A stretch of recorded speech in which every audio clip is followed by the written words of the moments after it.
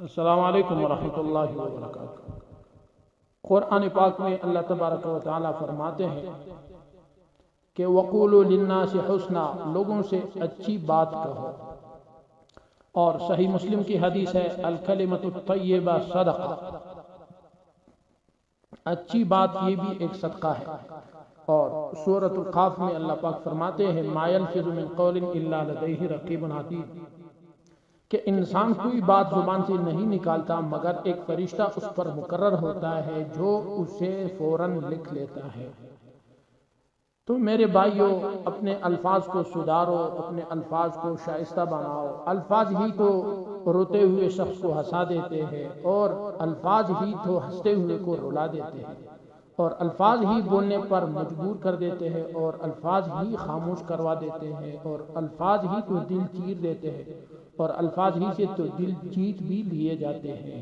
لفظ ذائقے رکھتے ہیں، بولنے سے پہلے کچھ خود بھی چکھ لیا کریں، اور یہ دیکھیں کہ آپ کے الفاظ میں باتیں اور لفظ کتنے تھے اور اس میں تیر کتنے تھے، یا یوں دیکھیں کہ آپ کے کہنے والے جملے میں الفاظ کتنے تھے اور اس میں مٹھاس اور شیت اور چاشنی کتنا تھا۔ دوستو، یہ بہت زیادہ لازمی بات ہے۔ ہر چیز بولنے سے پہلے اپنے الفاظ کا ذائقہ کچھ چیک کیا کرے کہ یہ میں جو بول رہا ہوں کیا یہ ذائقہ میں اپنے لیے بھی پسند کرتا ہوں یا نہیں کرتا۔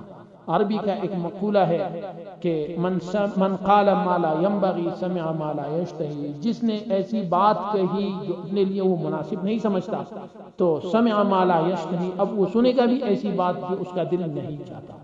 تو میرے بھائیوں، اپنے الفاظ کو سدھارو اور اپنے الفاظ میں جو ذائقہ ہے اس کو چکو۔ اگر وہ اتنا کڑوا ہے جس کو آپ خود برداشت نہیں کر سکتے تو دوسرے کو بھی نہ پلانا وہ ذائقہ۔ اگر وہ اتنا میٹھا ہے جو آپ اپنے لیے بھی پسند کرتے ہیں تب ہی وہ کسی دوسرے کو سناؤ۔ اسی لیے تو جناب نبی کریم صلی اللہ علیہ وسلم نے فرمایا کہ المسلم من سلم المسلمون من لسانہ و یدہ، کامل مسلمان وہ ہے جس کی زبان اور جس کے ہاتھوں سے کوئی دوسرا مسلمان محفوظ ہو۔ دیکھو یہاں پر سب سے پہلے زبان استعمال کیا ہے، تو آپ دوست بھی اس پر بہت زیادہ توجہ دیں کہ آپ کے الفاظ سے کسی کی دل شکنی نہ ہو بلکہ دلجوئی ہو۔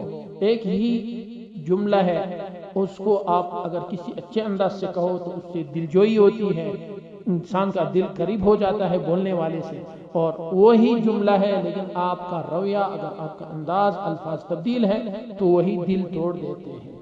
اس لیے یہ ہر جملہ استعمال کرنے سے پہلے اس کو اچھی طرح پرکھ لو اور جان لو کہ یہ میں کیا کہہ رہا ہوں اور کس انداز سے کہہ رہا ہوں۔ دیکھو آپ کے سامنے میں نے ایک آیت بیان کر لی، اور اس کے ساتھ ساتھ یہ الفاظ جو ہے اسلام میں یہ ایک الفاظ تک نہیں ہے بلکہ یہ جذبات تک بھی نہیں ہے، بلکہ یہ شرعی ذمہ داری ہے الفاظ کو اپنے قابو میں، زبان کو قابو میں رکھ کر استعمال کرنا۔ کیوں؟ آپ کو تو پتہ نہیں ہے لیکن آپ ہی کے الفاظ ہیں جو کسی کا دل توڑ سکتا ہے، اور آپ ہی کے الفاظ ہیں جو کسی کا دل جوڑ سکتا ہے۔ دو لوگوں میں اختلاف بھی آپ کے الفاظ سے آتا ہے، اور دو لوگوں میں اتفاق اور صلح وہ بھی آپ کے الفاظ ہی سے آتے ہیں۔ تو اس لیے اپنے الفاظ کو پرکھو۔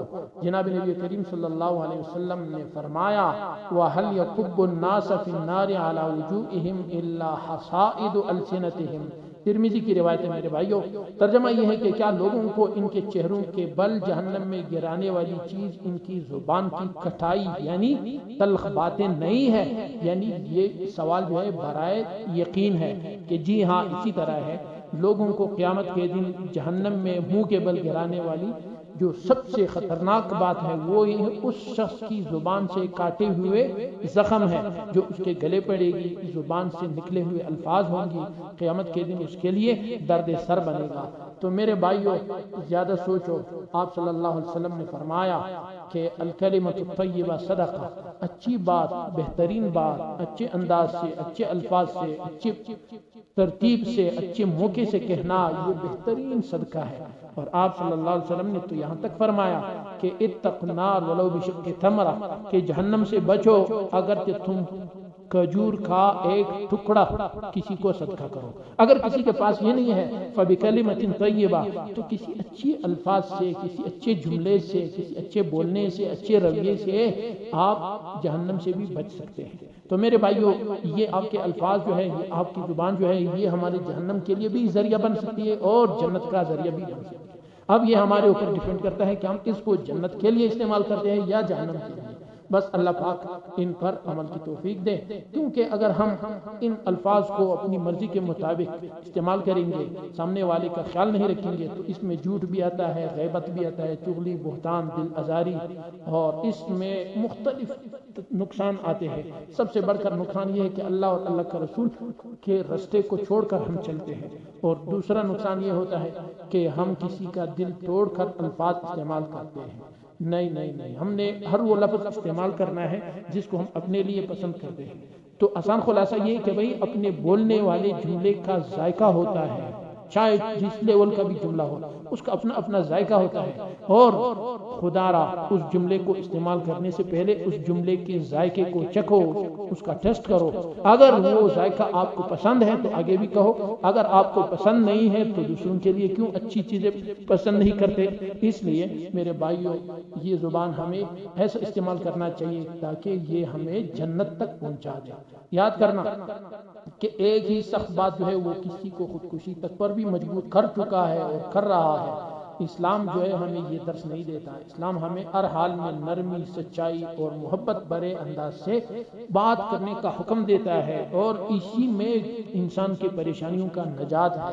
اگر میں قرآن کے حوالے سے اس بارے میں بات کروں تو بات لمبی ہو جائے گی، لیکن ایک بات آپ سے کہوں کہ یاد رکھنا، جب موسیٰ علیہ السلام اور حضرت ہارون علیہ السلام کو اللہ پاک نے حکم دیا کہ جاؤ فرعون کو دعوت دو، لیکن آپ کے باتوں کا لہجہ اور لیول کیسا ہونا چاہیے، وہ آپ اللہ پاک نے قرآن میں وہ لہجہ بھی بتایا ہے. فَقُولَا لَهُ قَوْلًا لَيِّنًا. فرعون جیسے ظالم اور جابر خدائی کا دعویٰ کرنے والے کو بھی اللہ پاک اپنے 2 انبیاء کو بھیجتے ہوئے یہ فرما رہا ہے کہ ان سے نرم گفتگو کرنا. دیکھو، اگر آپ نے کسی کو جیتنا ہے، کسی کو منانا ہے، کسی کا صلح کرانا ہے، اگر کسی کو لائن پر لانا ہے، تو یاد رکھنا اگر آپ کی زبان میں نرمی، سچائی اور محبت بھرے انداز اور جملے نہ ہو تو یاد رکھنا آپ کی یہ محنت ضائع جائے گی. بس اللہ پاک ہمیں یہ طریقہ نصیب فرمائے جو اسلام ہم سے چاہتا ہے.